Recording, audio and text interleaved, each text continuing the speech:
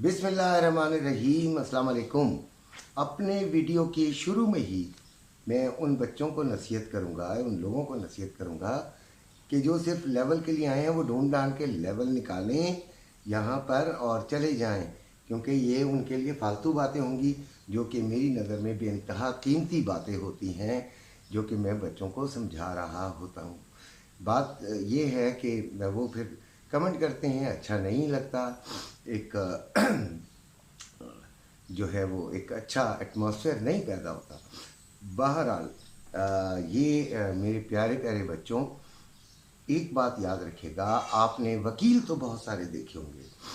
कुछ लोग, कुछ वकील सिर्फ स्टाम्प पेपर बनाने की हद तक होते हैं, और कुछ इतने इतने बड़े वकील, आपको पता ही है, जैसे एतजाज़ अहसन वगैरह वगैरह वगैरह, बहुत सारे बड़े वकील जो कि करोड़ों में उनकी फ़ीस है, और वो बड़े बड़े मुकदमे लड़ते हैं, और पूरे नेशनल नहीं इंटरनेशनल जो सतह पर वो बड़े मशहूर वकील हैं। क्या होता है दरअसल, वकील की डिग्रियां, जो वकील वकालत की डिग्री है, वो तो हर शहर के में 2 4 5 कॉलेज होते ही है, और वहाँ से आपको मिल जाती है।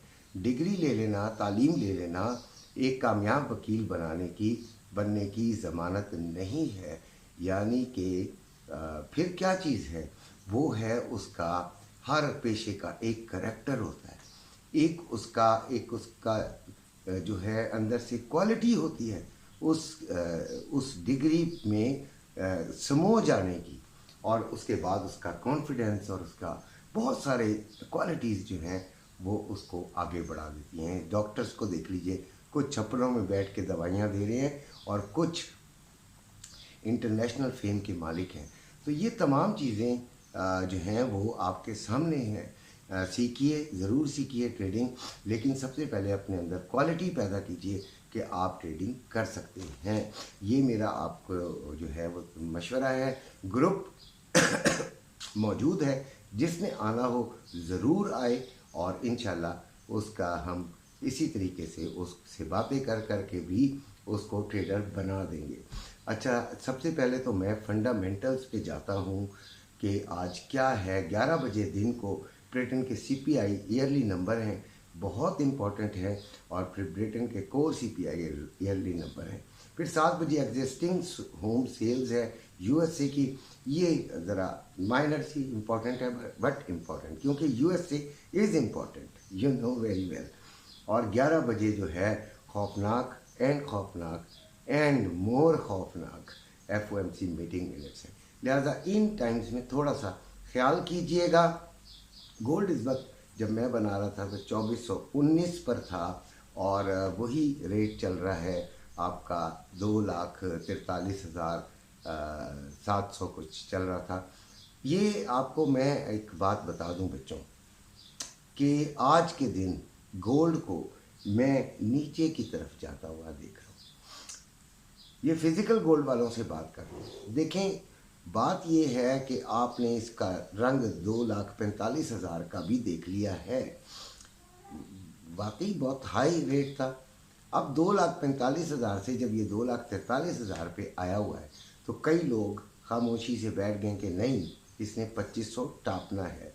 तो क्या ये 2500 तक जाएगा, ये सवाल पैदा होता है। तो और अगर वो ना गया और वो नीचे आ गया, तो वो कई महीनों के लिए स्टक हो जाएंगे, या कई दिनों के लिए चलें समझ लीजिए, लेकिन स्टक हो जाएंगे। और जो मुनाफा में सेल परचेज करते रहे हैं वो निकलते जाएंगे, और वो खुश रहेंगे। ठीक है जी।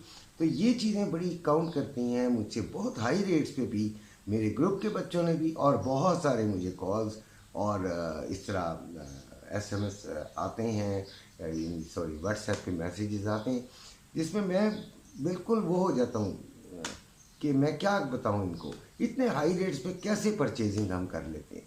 नहीं, हाँ ठीक है, ऊपर जा रहा तो जाने देना यार, क्या हो गया। अब ये तो कोई भी नहीं कह सकता कि किधर तक ऊपर जाएगा। ठीक है, हाँ ये है कि हमने कहाँ से परचेजिंग करनी है वो आपको थोड़ा सा कर सकते हैं, हम बता सकते हैं। क्योंकि फिज़िकल गोल्ड में प्रॉब्लम ये है कि आपका एक तो इंटरनेशनल मार्केट का असरात होते हैं, फिर पाकिस्तानी मार्केट के उसके दुगने तिगने असरात उलट भी हो सकते हैं और सीधे भी हो सकते हैं। कई दफ़ा आपने देखा होगा हाई रेट पे जो इंटरनेशनल हाई रेट्स है उस पर आपका सोना नीचे ही होता है। तो ये चीज़ें बड़ी काउंट करती हैं। ये बड़ा मुश्किल होता है किसी को एकदम ये कह देना कि हाँ जी खरीद लें खरीद लें खरीद लें। नहीं नहीं नहीं नहीं, वैसे तो मैं सोने के ख़रीदने में किसी भी स्टेज पर हक में हूँ और सोने के बेचने के हक में नहीं हूँ। ये 100 मरतबा आप लोगों को बता चुका हूँ, ठीक है जी। लेकिन लोग नहीं मानते। अब बात यह है कि ये क्या 2500 पे जाएगा या 2300 के फिगर में वापस आ जाएगा। तो 2500 ये में उस वक्त जाएगा जब ये कोई आपको अपना क्लोजिंग ऐसी दे दे, यानी कि 2440 45 और 55 के दरमियान ये दे दे क्लोजिंग, ठीक है, इंट्राडे की क्लोजिंग आ जाए, तो फिर आप इसको समझें कि फिर ये उड़ान की तरफ तैयार है। और अगर नहीं आती तो भाई इसका कोई वो नहीं है ज़रूरत, यानी कि इस बात को, इस ख्वाब को ज़्यादा देर तक मत देखें। अच्छा, इसके अलावा अगर ये नीचे की तरफ 20 से नीचे नीचे क्लोजिंग देती रहती है तो बहुत जल्द आप इसको 23 में देखेंगे और 23 में जाते ही हम इसको 23, 75 और 65 के दरमियान फिज़िकल गोल्ड वाले परचेजिंग कर लें, सेफ रहेंगे। लेकिन 25% से 4 हिस्सों में तकसीम कीजिए, एक हिस्सा ख़रीदारी कर लें, वो बढ़ जाए आप उससे इंजॉय करें, नीचे आ जाए फिर 25% से। इस तरह का हम एक प्रोग्राम बनाते हैं जो 100% कैश में है, और जो 100% नहीं है वो भी अपने हिस्से को 4 हिस्सों में तकसीम कर लें। अच्छा जी, गोल्ड में आज करना क्या है, ट्रेडिंग की तरफ आते हैं। गोल्ड की जो ट्रेडिंग है वो हमें कैसे करनी चाहिए, रेजिस्टेंस जो है जहाँ पे जाकर, मैं आज इसको, पहली तो बात ये कि मैं आपको जो अपनी मेन डायरेक्शन है, देखें डायरेक्शन चूज़ करना बहुत ज़रूरी है। प्लानिंग के बगैर आप ट्रेडिंग के अंदर घुस जाते हैं। प्लानिंग बहुत ज़रूरी है। आपको एक डे प्लान करना है कि मैं आज इसको किस साइट पर ज़्यादा प्रेफर करूँगा, मैं बाइंग साइड पे करूँगा या सेलिंग साइड पे करूँगा। बीच में आपका प्रोग्राम ज़रूर तब्दील हो सकता है सिनेरियो के हिसाब से, लेकिन या मूवमेंट के हिसाब से, लेकिन आपने तो अपना एक प्लान बना लिया, उसमें यू टर्न लेने कोई बात नहीं, लेकिन प्लान के साथ स्टार्ट करें कि भाई मैंने आज ये करना है। उसमें मेरा जो प्लान है वो है सेलिंग का। सेलिंग जहाँ से मुझे मिलेगी मैं पकड़ूंगा, ठीक है। बाइंग को थोड़ा सा अवॉइड करूंगा, लेकिन कोई कोई ऐसा पॉइंट ज़रूर आएगा जहाँ पे मैं छोटी सी बाइंग भी कर लूँगा, ठीक हो गया। ये अब हमने क्या करना है, रेजिस्टेंस इसकी पहली है 2433। ये भी किस लिए रेजिस्टेंस बनाई, कोई इसमें क्या रॉकेट साइंस तो नहीं है। दरअसल कल ये था आपका हाई, ठीक है। कल का हाई तोड़ेगा तो फिर मतलब नहीं तोड़ना मुश्किल हो जाएगा, तो इसलिए उसके करीब करीब आप इधर से सेलिंग को एक छोटी सी लॉट ट्राई कर लें। एक बात और यार, छोटी लॉट ट्राई किया करें, छोटी लॉट से किया करें, ऐसे लाजमी लगाया करें। 100% भी श्योर हो, कोई आपको ये भी कह दे कि भाई बस ये देखो ये मुझे रुका आ गया है कि बस ये हो गया है, तब भी हमेशा ऐसे लाजमी लगाएं।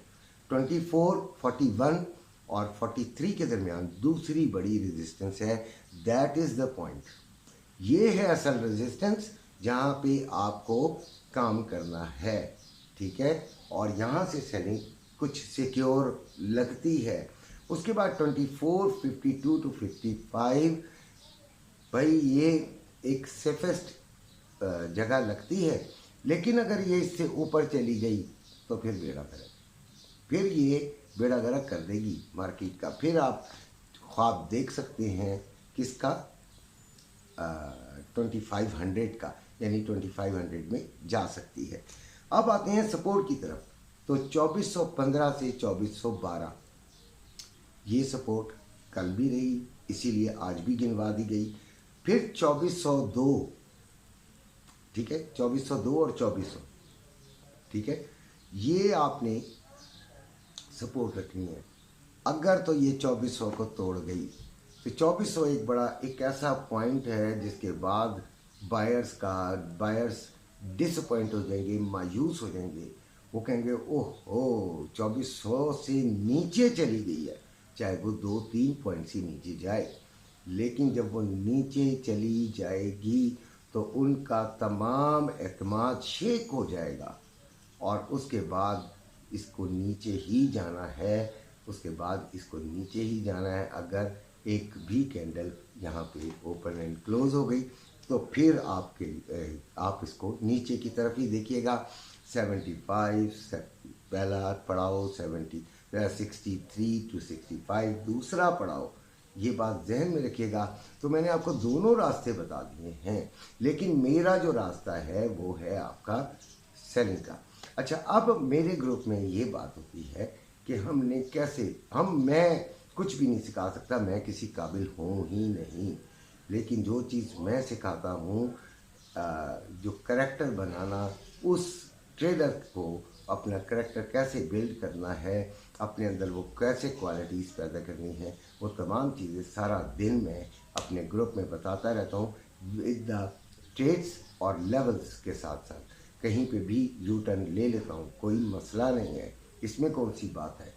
ठीक है, अपना बेइंतहा ख्याल रखिएगा। अल्लाह हाफ़िज़।